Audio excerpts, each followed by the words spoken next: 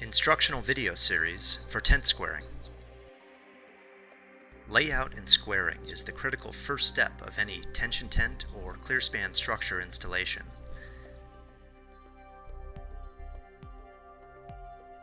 A properly squared tent will have four corners set at 90 degrees.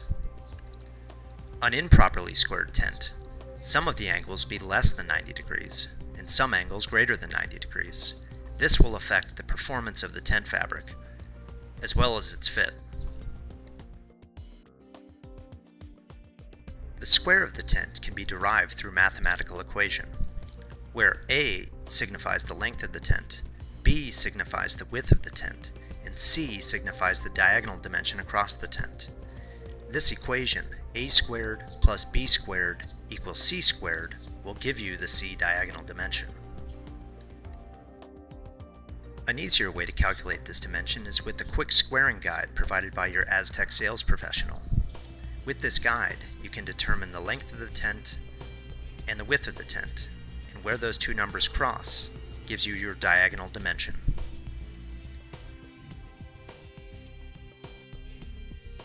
The tools that you'll need for squaring are two 300-foot tape measures, some marking paint, and some stakes. To begin, insert a stake into the ground signifying the first corner. Loop both ends of your tape measures over this stake.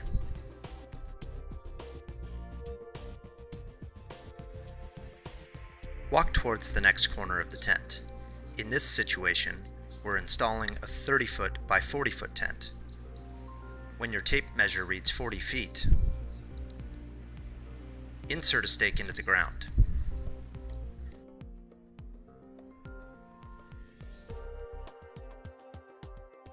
Now walk to the opposing corner. This stake will be an additional 30 feet from the stake you just placed in the ground.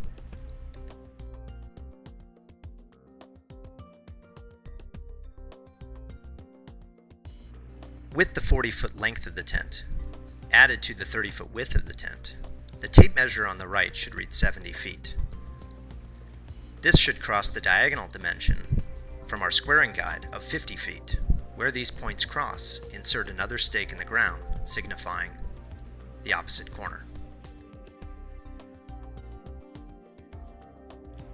Walk to the final corner of the tent. With the initial 40-foot length added to the width of the tent 30 feet, and an additional length of 40 feet, you should be looking for a dimension of 110 feet on your tape measure.